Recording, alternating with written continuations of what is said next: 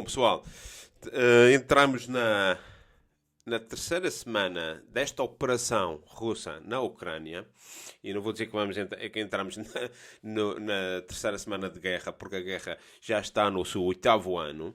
E aqui é que é a diferença de critério com que a nossa imprensa aqui na Europa trata do tema de refugiados, o tema de bombardeamentos, o tema de vítimas da guerra, consoante se são dos países que nós temos interesse ou do outro, de que é o inimigo atual, que é a Rússia. Portanto, aqui há que não esquecer que esta guerra em si já tem 8 anos. A operação militar russa entra na sua terceira semana. Ontem dizem que os russos tinham chegado a Mariupol e tinham feito inclusivamente uma incursão que foi rechaçada e que voltaram para trás. O que é certo é que hoje não estão, ou seja, Mariupol continua sendo um bastião do batalhão de Azov, e da mesma forma também dizem aqui na imprensa, mais concretamente no Telegram, de que havia uma aproximação já muito grande a Kiev, a capital. Ontem à noite estariam a uns 10 quilómetros da cidade, e esta noite, segundo aqui alguns vídeos, inclusivamente tinha havido um bombardeamento de posições ucranianas já dentro da cidade de Kiev, da capital. Esta é a parte militar.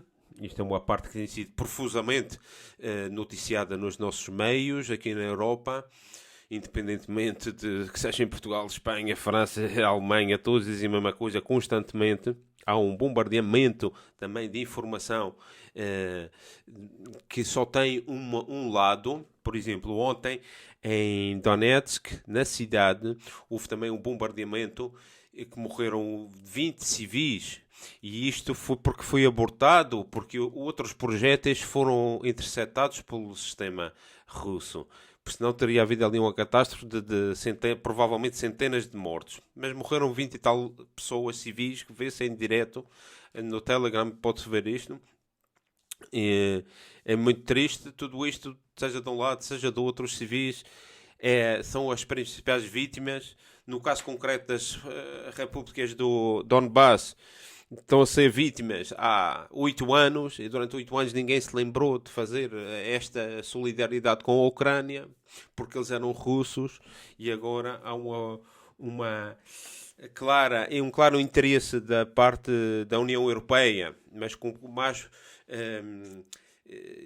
e com mais importância ainda dos Estados Unidos, em fazer uma propaganda ativa sobre o problema, porque a Rússia entrou em jogo.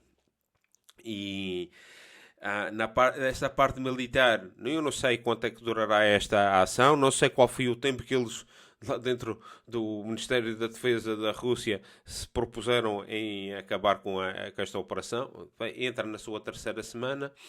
Parece que estas cidades maiores estão todas cercadas naquilo que eles chamam o caldeirão, que é cortar todo os suprimentos, todo o abastecimento às cidades de Kharkiv, ou de Mariupol, ou de Kiev.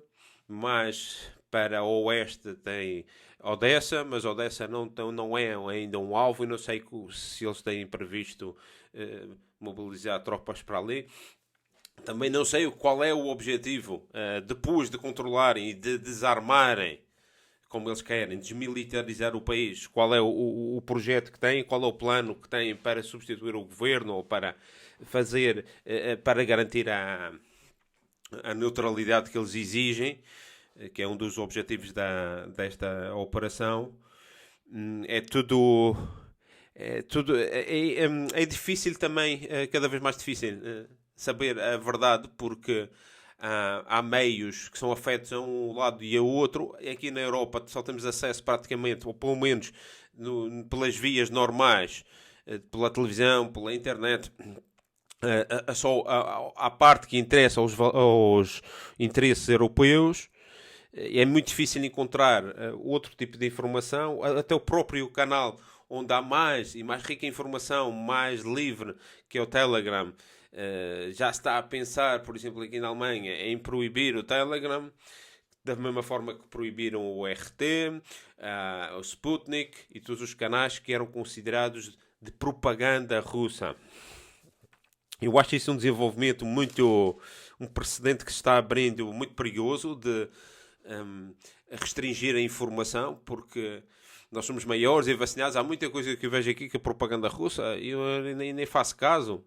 Mas também não faço caso da propaganda anti-russa ou pró-americana ou pró-União Europeia.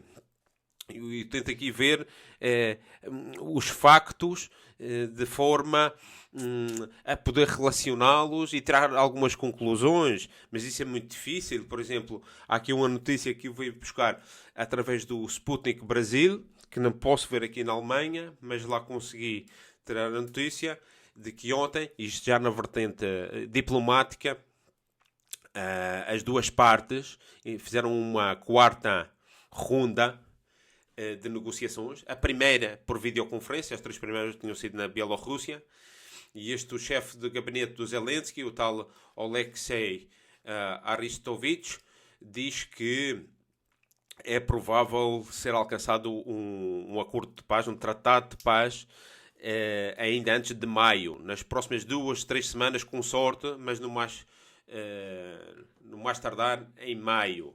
Isto seria o fim da guerra. Ele não há aqui pormenores de o que é que se está a falar, de que pontos aqui há cedências de um lado ou do outro. Simplesmente são só estas datas que ele refere e a possibilidade de um acordo de paz. Mas as hostilidades seguem-se.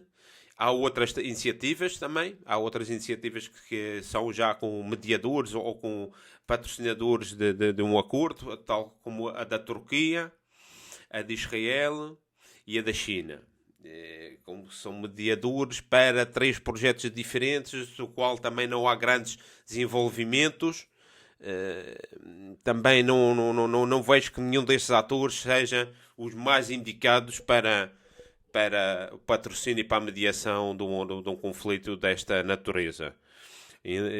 Eu acho que daqui deviam ser ou as duas partes chegarem a um acordo, que seria o ideal, ou então com o patrocínio de algum país que fosse relevante, ou de vários países que fossem relevantes e que fossem realmente neutros. Turquia, Israel e China, realmente não vejo que sejam os melhores,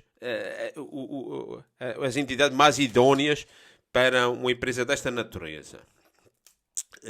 Por tudo o que tem a ver, por o relacionamento direto com ambos os países, com tudo mais. Mas, bom, são tudo iniciativas que há de tirar o chapéu, porque estão aqui a querer desescalar uma coisa que é importantíssima, que é a coisa que os europeus não têm feito, nem os americanos, só têm escalado, pelo menos da parte verbal, e de enviar, ainda por cima de uma forma covarde, enviando armas, enviando mercenários, facilitando o envio de mercenários, que é uma coisa ilegal, e principalmente da parte verbal, ou seja, do incitamento à guerra, como aqui o chanceler Olaf Scholz, quando faz de repente, do nada, faz praticamente uma declaração de guerra. Quem ouve aquilo é uma declaração de guerra muito hostil à Rússia e mete, de repente, 100 mil milhões de euros para 2 anos para as Forças Armadas. E torna a Alemanha no terceiro país com o maior orçamento militar do mundo. Um país que até hoje vivia sob o complexo das guerras, de não se meter em nada, de não falar nada de militarismo, nada de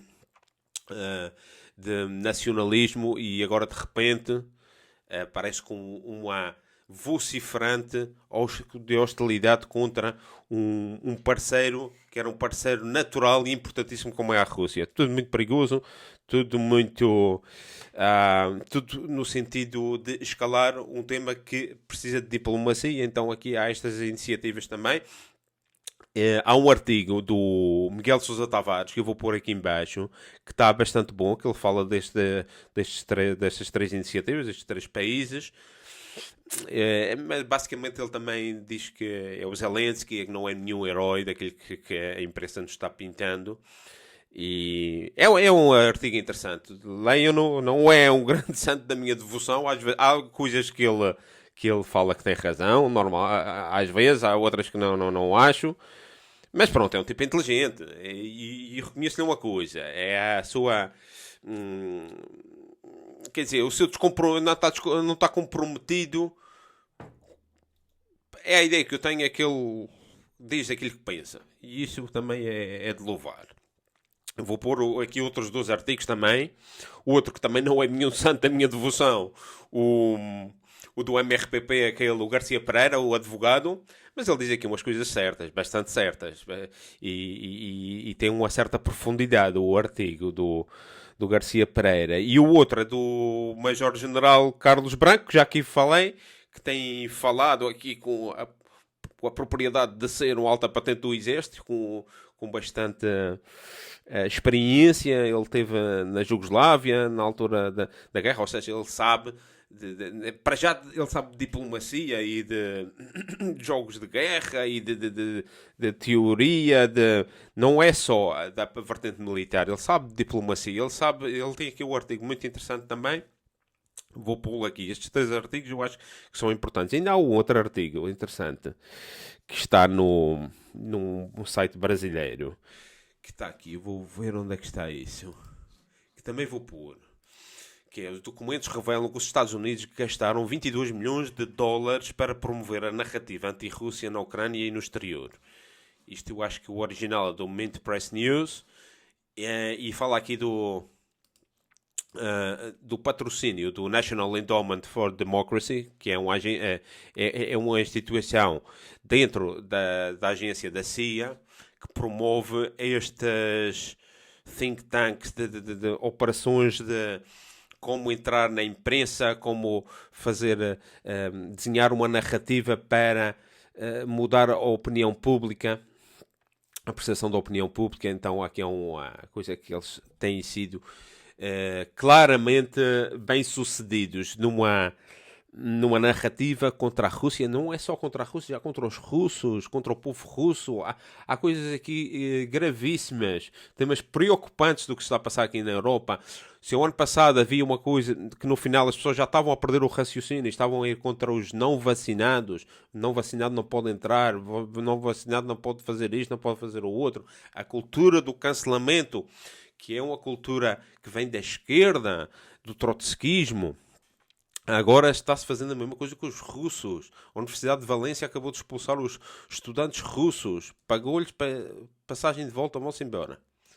E há fotografias inclusivamente de comércios na Europa, não sei onde, mas acho que é em França, com a fotografia, que é assim um boneco, um porco com a bandeira da Rússia, não, assim riscado, não pode entrar na loja. Isto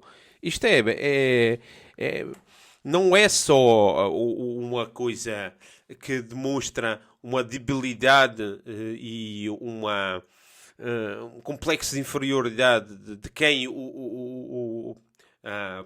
promove este tipo de coisa, mas é já perigoso. Isto é estar a hostilizar um povo que vai entender isto como uma agressão a eles. Ou seja, isto vai fortalecer o nacionalismo russo, ainda por cima em contraposição a todos os seus inimigos. E é preciso não esquecer aqui que hoje em dia todos os países da União Europeia são considerados inimigos pela Rússia. Ou seja, o nosso país, Portugal, por não ser soberano e por ir atrás de tudo o que a Europa diz, desde Bruxelas, esta clique que é eleita por ninguém, o Mitchell, o Borrell, a von der Leyen, toda esta gente, a Lagarde, toda esta clique que trabalha com o outro lado do Atlântico, com estas grandes empresas, com grandes instituições não eleitas, esta gente tem instigado a este tipo de narrativa, e neste artigo eles falam de como esta agência da UNED entrou com 22 milhões desde 2014, quando era subsecretária de Estado a Victoria Nuland, e ela que dava as instruções para o embaixador norte-americano na Ucrânia, em Kiev. E a partir daí desenvolveu-se o país que não era nenhum país desenvolvido, nem nada que se parecesse, mas agora está mais atrasado do que estava há 8 anos. Porquê? Porque graças à corrupção, graças à falta de lei, e então aqui o que fez foi que 10 oligarcas, mais ou menos, tenham toda a riqueza do país, e hoje em dia a Ucrânia é o país mais pobre da Europa, mais pobre do que a Moldávia. Um PIB per capita de $3.600, que torna um país onde nada é viável. Só se tu tens dinheiro e se estás feito com todo o tipo de criminalidade. É um grande posto de criminalidade a nível, pelo menos europeu, se não mundial, porque aqui tu tens trata de brancas, seja prostituição, tráfico de pessoas, armas então em mercado negro de armas é recorde, é um nível quase africano. E agora estas armas todas que são da última geração, inglesas e não sei o quê, e americanas que eles estão usando, vão terminar nas mãos de quem? No rescaldo desta guerra. Portanto, isto é tudo muito perguntar, e há aqui uma íntima conexão entre todo este submundo e alguns responsáveis, por exemplo, e principalmente destes democratas. Na altura era no governo do Obama, agora é no governo do Biden. Alguns dos personagens são os mesmos que voltaram 4 anos depois, e então aqui há muitas respostas para responder, há muitas perguntas para responder. E porque o interesse tão grande destes poderes agora para segurar, para poderem esconder o que é que realmente a Ucrânia representa? Porque vejam que isto já chegou à comunicação social. Aqui já para não falar do RT, do Sputnik, não sei o que, está tudo proibido, o próprio busca de notícias, e eu noto que agora é muito difícil chegar a alguns. O algoritmo é tão inteligente que esconde, oculta informação relevante. Estamos a viver aqui num mundo paralelo. Já nos fazem crer que esta guerra começou há 2 semanas, quando começou há 8 anos. Os 8 anos anteriores, quando morria russos, não interessam para nada. E agora, ainda por cima, não querem que nós saibamos dos factos. Por exemplo, aqui o exército russo descobriu laboratórios biológicos, de guerra biológica, e levou-os às Nações Unidas. E estas notícias é muito difícil de encontrar. Ainda bem que há aí alguns meios que há uma conversa, uma inquirição do senador Marco Rubio, dos republicanos, a esta Victoria Nuland, que é subsecretária de Estado, em que ele pergunta-lhe: você sabia que havia laboratórios químicos norte-americanos, na Ucrânia? E ela dá uma resposta, assim, uma coisa bem atabalhoada. Bom, os ucranianos, depois ela nem diz Ukrainians, diz Ukrainians. E ela que é de família ucraniana. E ela diz, os ucranianos, estamos a trabalhar com os ucranianos, porque sabíamos que há não, ela joga com as palavras típicas desta gente. Mentir com muito cuidado. Ela diz, sabemos que há umas facilities de research, de pesquisa biológica, que operam na Ucrânia. A pergunta era concreta, e ele insiste e diz, mas há estas armas biológicas. sim, sabemos que podem cair na mão dos russos. E aqui abre. Isto é um grande perigo. Já vos tinha falado aqui anteriormente. Porque a narrativa aqui no Ocidente, na Europa, eu não digo em África, na Ásia, na América Latina, porque são realidades distintas. As pessoas lá têm mais informação, não têm esta censura que nós temos aqui.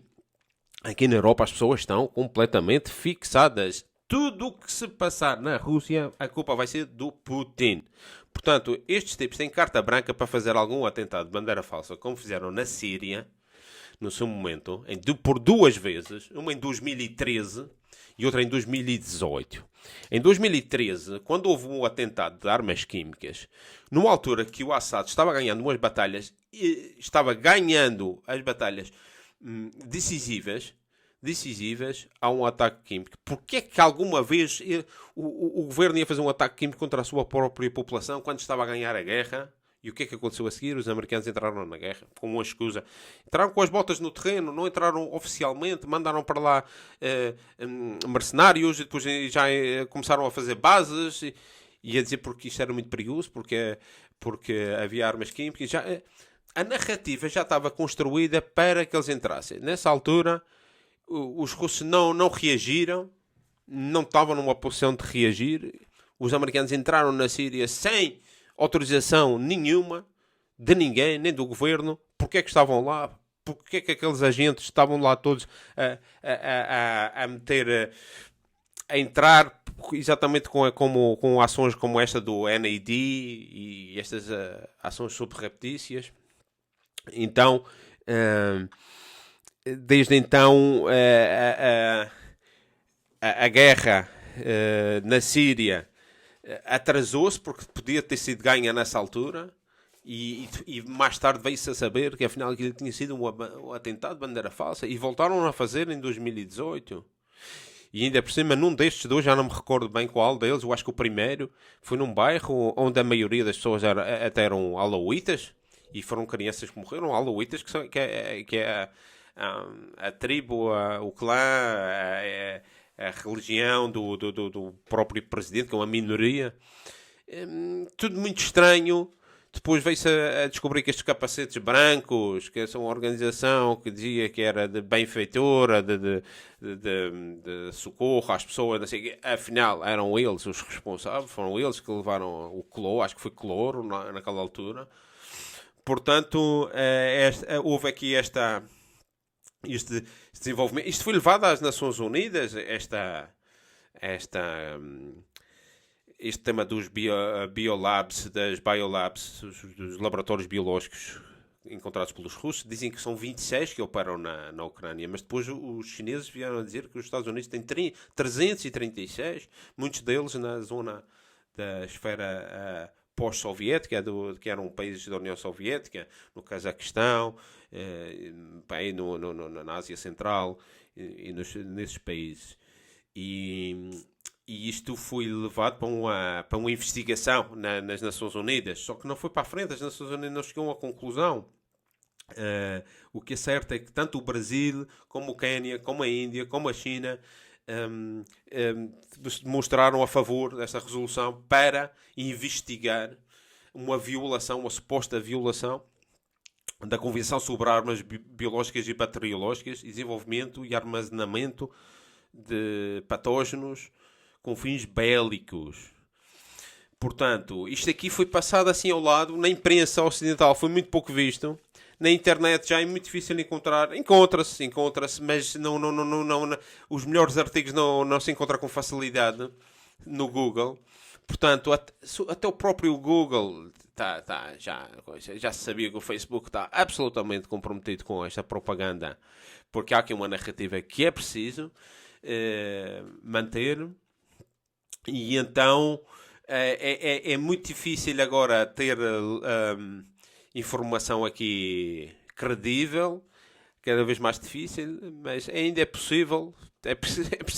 Tem um bocado de tempo para estas coisas, para não fazer as figuras que eu às vezes vejo de pessoas que não sabem, ouvem uma coisa aqui e ali, de meios de comunicação que estão completamente comprometidos com uma versão e um objetivo, e depois, como ouvem 10.000 vezes vindos de meios supostamente idóneos, tu vês na RTP, tu vês na Globo, tu vês na GNT, tu vês depois nas grandes CNN e BBC e nas todas as oficiais estatais europeias, a mesma, a parte da fotografia que é a que menos interessa, mas já que está amplificada, como é que tu vais alguma vez atrever a pôr em questão essa narrativa?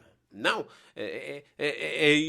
Por acaso tenho tido a sorte de conhecer alguns canais e alguns analistas, tanto da parte militar como económica, como política, como inclusivamente a parte de propaganda cultural que tem a ver com isto tudo, porque isto está tudo bem interligado.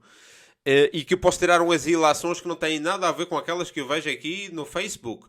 Porque há literalmente aqui pessoas que eu vejo no Facebook, inclusivamente no Twitter e tudo mais, que repetem à exaustão lugares comuns e chavões que ouviram e repetem mais nada, porque isto eram as mesmas pessoas que há um mês atrás, se eu perguntasse onde é que fica a Ucrânia, não me sabiam dizer onde é que ficava no mapa.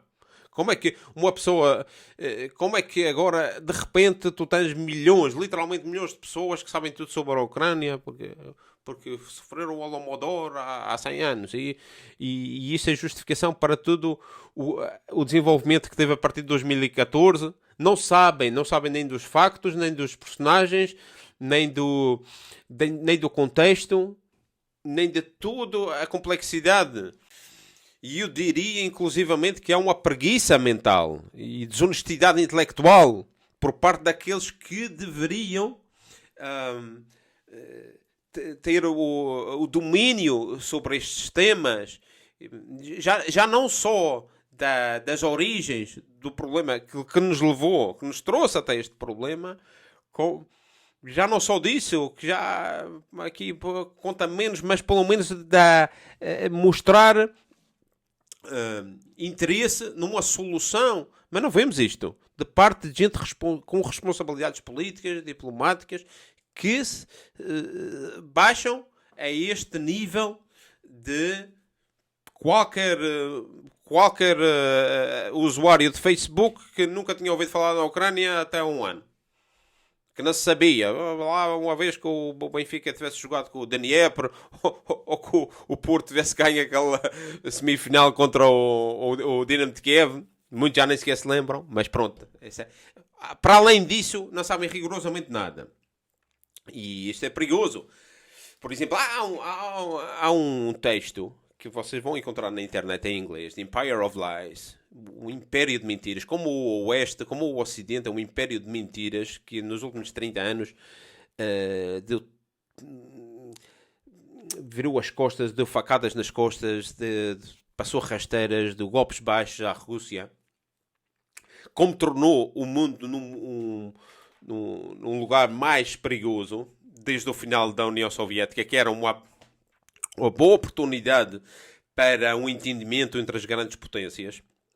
E como aqui a Europa, contra os seus próprios interesses, alinhou numa política de expansão da NATO que punha em causa o princípio de segurança indivisível da Europa. E este é que é um grande problema.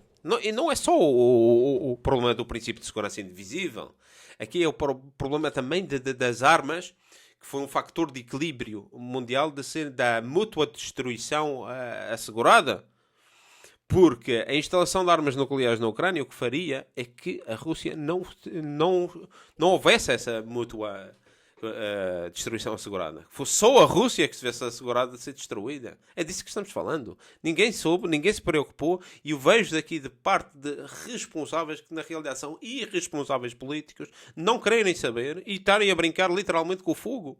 E trouxeram-nos até aqui. E mais preocupante ainda é ver que muitos deles agora vêm dizer: nós estávamos enganados, isto afinal não era o fim da história, isto não era os 14 pontos de Wilson, isto não era a paz perpétua do Immanuel Kant, isto não era o Fukuyama, Afinal, nós devíamos ter lá os nossos valores. Só que só se lembram dos seus valores, daqueles pretensos valores de guerra e de quando a coisa ainda, ou seja, vem-no ainda para piorar o tema, que é exatamente o que fizeram aqui os alemães.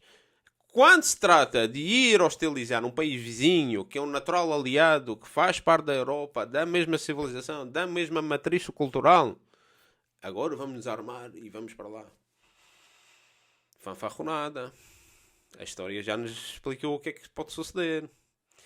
E agora vêm para aí muitas vozes destas liberais e agora querem ter uma postura. Vamos nos armar e vamos contra eles. Contra eles para quê? Porquê? Aqui havia uma ideia, muitos poucos estão lembrados, mas o único político europeu que falou de uma Europa de Lisboa a Vladivostok, isto para nós portugueses diz muito, porque põe o nosso país no mapa da Europa, coisa que eu posso garantir que aqui na Europa Central ninguém se lembra de Portugal na Europa. Mas o presidente Putin pôs-nos no mapa porque tinha esse interesse, tinha o interesse de que a Europa, a civilização europeia, tivesse objetivos comuns, quanto mais não fosse de nível económico e de comércio, que pudesse desenvolver a Europa. E esta gente o que é que fez? Alinhou nestas políticas de ratazanas de destruir. E destruir todos os canais que pudessem ligar Lisboa e Vladivostok. E agora, essa ideia de Lisboa a Vladivostok, nas próximas décadas, eu não digo que esteja irremediavelmente perdido, mas nas próximas décadas, a situação atual, e eu não estou tirando desculpas, não estou desculpando a ação da Rússia na Ucrânia, não estou, porque é que gera não, é que ainda profundiza mais uma campanha contra a Rússia. Aqui vai haver muito difícil nos próximos anos aqui uma conexão entre a Europa de Leste, não só da Rússia, mas da Europa de Leste com a Europa do Oeste. E então aqui fica uma grande mácula e a Rússia vai para a Ásia. Vai para a Ásia. E nós esquecemos da posição da europeia no continente, no supercontinente euroasiático. Porque somos um apêndice, na realidade, do supercontinente euroasiático. Então há aqui toda uma retórica que não tem parado, de hostilização perigosa, não só do governo russo, como do povo russo, da nação Rússia, a qual eles só... Este sistema, que neste texto do Império das Mentiras, vocês devem ler, qualquer pessoa devia de ler isto para saber, pelo menos, porque é que eles decidiram fazer esta ação. Ele fala que há aqui interesses da Europa que foram sabotados com as guerras do Iraque, da Líbia, da Síria e, claro, a primeira de todas, a de Belgrado, feita aqui com a anuência da Alemanha. E então do que é que saiu desta guerra do Iraque e da Líbia? Milhões de refugiados para a Europa. O maior e mais grave movimento populacional de desequilíbrio demográfico da Europa de sempre. Feita por estes. Os mesmos que querem continuar aqui a hostilizar a Rússia e a querer tirá-la da Europa, não querem saber nada desta ideia de uma Europa civilização, da qual a Rússia é um grande, que é por tudo, muito na literatura, na música, na cultura. Ou seja, estão a proibir Dostoiévski, Tolstói, estão a proibir músicos, compositores nas orquestras, nas óperas da Europa, só por serem russos. Absoluta loucura. Aqui o Google já disse que vai tirar do Google Translator a língua russa. O que é que obedece tudo isto? Que loucura é esta? O que é que eles estão-nos a preparar para quê? Vocês já pensaram o que é que eles estão-nos a preparar? Para que é que se estão a preparar? Conosco, nós vamos estar aqui no meio disto, de que eles nos andam a preparar. Muito perigoso tudo isto. Eu não quero ser relativista, mas há sempre a esperança, há esta possibilidade. Eu sei que há aqui este grupo todo, por exemplo, este economista Paul Krugman. Há aqui um artigo, vou ver se meto aqui, que eu li do New York Times, mas que tem um paywall, é preciso pagar para ver, ou tens assinatura ou então tens que pagar. Que ele diz para quem é que é bom a guerra. Ele dá como certo a derrota da Rússia. É um economista e que já defendeu em outras ocasiões de que as guerras são boas para nos ver livre de dívidas e de problemas económicos. Nós sabemos que os Estados Unidos estão mais endividados do que nunca. Vou pôr aqui um mapa, vou ver se encontram, de verem a sequência de eventos que levou às guerras que os Estados Unidos se meteu. A Primeira, a Segunda Guerra, a inflação. E quando chegava ao ponto, aparecia uma guerra e depois baixava. E então, quando tu vês aquilo, e sabes um bocadinho de estatística, um bocadinho de matemática, não é preciso muito. Tu vês, opa, estamos numa zona muito perigosa. Muito perigosa. Então, há toda esta gente a trabalhar para sabotar estas conversações e esta diplomacia que nos poderia levar àquilo que sempre se pedia, aquilo que sempre se exigia, desde o ponto de vista de europeu, que quer aqui o princípio da segurança indivisível da Europa assegurado, que seria a neutralidade da Ucrânia, mas há aqui gente, claramente, a trabalhar contra isso, para aquecer, para agitar. Aqui temos esta Victoria Nuland, temos o Anthony Blinken, temos a Wendy Sherman, temos o John Bolton, temos o Mitt Romney, que é de lá daquelas cultos e aquelas seitas. Ou seja, gente que está ligada a um aparelho militar. Quem é que andou a fazer? Quem é que fez na primeira semana desta operação? Fez 24 mil milhões de dólares mais nas bolsas. Porque a economia do Ocidente é essa, é da bolsa. Tu metes dinheiro na bolsa. Portanto, uma guerra é boa, vais ganhar dinheiro. Porque estão ali outros a morrer. Isto é o princípio do capitalismo. Eu acho que isto acabou. O capitalismo está acabado. E é por isso mesmo que esta guerra tem que acabar. Acabar para sepultar esta